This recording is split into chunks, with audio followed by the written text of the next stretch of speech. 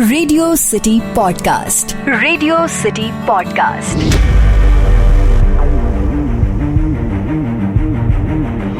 1845 வருடம் 5 கப்பல்கள் மூலமா சுமார் 1000 ஆங்கிலேய சிப்பாய்களை அவங்க ஃபேமிலி மெம்பர்ஸோட சேர்த்து கூட்டிட்டு வந்து 126 நாட்கள் பயணத்துக்கு பின்னாடி இந்தியாவில் இருக்கிற கல்கத்தா துறைமுகத்தில் இறக்கி விட்டாங்க.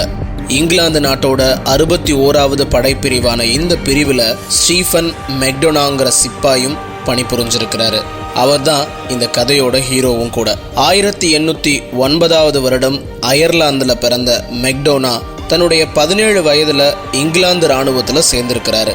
முதல்ல இங்கிலாந்து, அப்புறம் சிலோன்ல வேலை பார்த்த மெக்டோனா இந்தியாவில் கல்கத்தாவில் 2 வருஷம் வேலை பார்த்துட்டு 1848 பஞ்சாபுக்கு வராரு. இந்திய சுதந்திர போராட்ட நிகழ்வுகளில் முக்கியமான ஒன்றா கருதப்பட்ட பஞ்சாப் கலவரம் நடந்தப்ப பல ஆங்கிலேய சிப்பாய்கள் கொல்லப்பட்டாங்க. லெப்டினன்டான மெக்டோனா இருந்த 61வது படைப்பிரிவு தான் அந்த பஞ்சாப் கலவரத்தை தன்னுடைய துப்பாக்கி குண்டுகளால் அடக்குனாங்க. ரேடியோ சிட்டியின் மர்மதேசம்.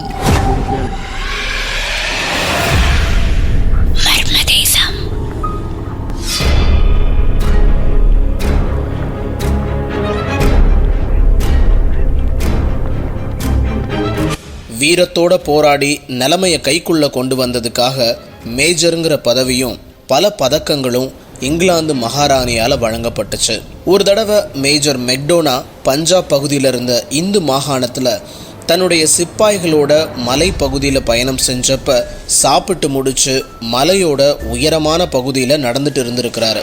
அந்த மலையின் பள்ளத்தாக்கோட அழகுல மயங்கி அதை ரசிச்சுட்டு இருந்தப்ப தான் அந்த பள்ளத்தாக்கில் அதிசயமான ஒரு காட்சி மெக்டோனாவுக்கு தெரிஞ்சிருக்கு. அந்த காட்சியில் இந்த உலகத்தையே தன்னுடைய படை பலத்தாலும் வீரத்தாலும் ஜெயிச்ச மாவீரன் அலெக்சாண்டரும் அவருடைய படைகளும் அந்த பள்ளத்தாக்கில் இருந்திருக்கிறாங்க. கொஞ்சம் உத்து பார்த்தப்ப தான் தெரிஞ்சது, அலெக்சாண்டரோட படை தளபதிகளில் ஒருவராக நிற்கிறது வேற யாரும் இல்லை, இந்த காட்சியை பார்த்துட்டு இருக்கிற மேஜர் மெக்டோனா தான்.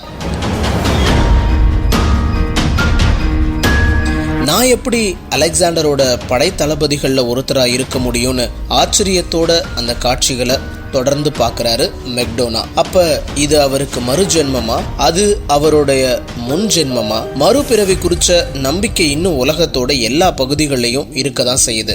8 வயது குழந்தை தனக்கு 2 குழந்தைகள் இருக்குன்னு சம்பந்தமே இல்லாத மொழியில பேசுறதையும் நாம கேள்விப்படாம இல்லை. எங்கேயாவது ஒரு புது இடத்துக்கு போறப்ப இந்த இடத்துக்கு நான் ஏற்கனவே வந்திருக்கேனா, இது எனக்கு ரொம்ப தெரிஞ்ச இடம் மாதிரி இருக்கேங்கிற எண்ணம் நம்மள பல பேருக்கு தோன்றுவது இயல்பானது தான்.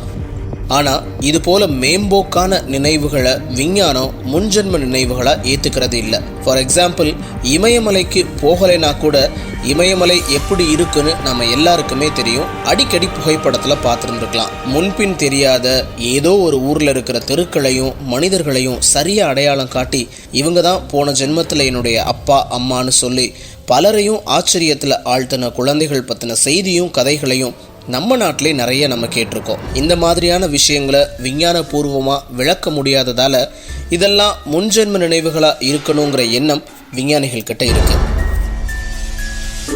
சரி வாங்க, இப்போ நம்ம மேஜர் மெக்டோனா கதைக்கு போகலாம். தான் கண்ணு முன்னாடி தெரிஞ்ச காட்சியில தான் அலெக்சாண்டர் பக்கத்தில் அவருடைய படை தளபதியாக நிற்கிறத ஆச்சரியத்தோட பார்க்குறாரு மெக்டோனா. போரில் இறந்து போன ஒரு படை தளபதியை அலெக்சாண்டரும் அவருடைய மற்ற தளபதிகளும் சேர்ந்து அடக்கம் செய்கிறதையும், போர் வீரர்கள் அந்த கல்லறையில் அஞ்சலி செலுத்துறதையும் ஒரு சினிமா படத்தை பார்க்குறத போல மிக துல்லியமான காட்சிகளாக பார்த்துட்ருக்காரு. அந்த தளபதியை புதைச்ச இடத்துல ஒரு கல்வெட்டையும் வைக்கிறாங்க. அதில் கிரேக்க மொழியில் இறந்த தளபதியை பற்றின விவரங்கள் பொறிக்கப்பட்டிருந்துச்சு. மெக்டோனாவுக்கு கிரேக்க மொழி தெரியாது. ஆனாலும் அவரால் அதில் இருந்த செய்திகளை தெளிவாக வாசிக்க முடிஞ்சிச்சு.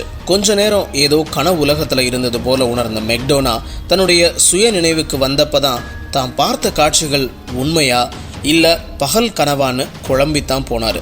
தன்னுடைய படை வீரர்களோட ஆழத்தில் இருந்த அந்த பள்ளத்தாக்கில் இறங்கின மெக்டோனா அந்த கல்லறையை தேட 2 நாட்கள் கழித்து சேதமடைந்த ஒரு கல்லறையை படை வீரர்கள் கண்டுபிடிச்சாங்க. அதில் ஆச்சரியமான விஷயம் என்னன்னா, கிரேக்க மொழியில் பொறிக்கப்பட்ட ஒரு கல்வெட்டும் அங்கே இருந்திருக்கு. மொழியியல் வல்லுநர்கள் அந்த கல்வெட்டை ஆராய்ந்து அது அலெக்சாண்டரோட படை தளபதியோட கல்லறை கல்வெட்டு தான் உறுதி செஞ்சாங்க. இப்போ சொல்லுங்க, முன் ஜென்மங்கிறது உண்மைதானா? விடை தெரிஞ்சுக்க முடியாத மர்மங்களுடைய வரிசையில் முன்ஜென்ம நினைவுகளும் வந்து நிற்கிறது ஆச்சரியம் இல்லையா? மர்ம தேசத்தில் தொடர்ந்து பயணிக்கலாம். நான் உங்கள் ஆர்ஜே ஜான். நீங்கள் கேட்டுட்டு இருக்குது ரேடியோ சிட்டியின் மர்ம தேசம். Radio City Podcast. Radio City Podcast.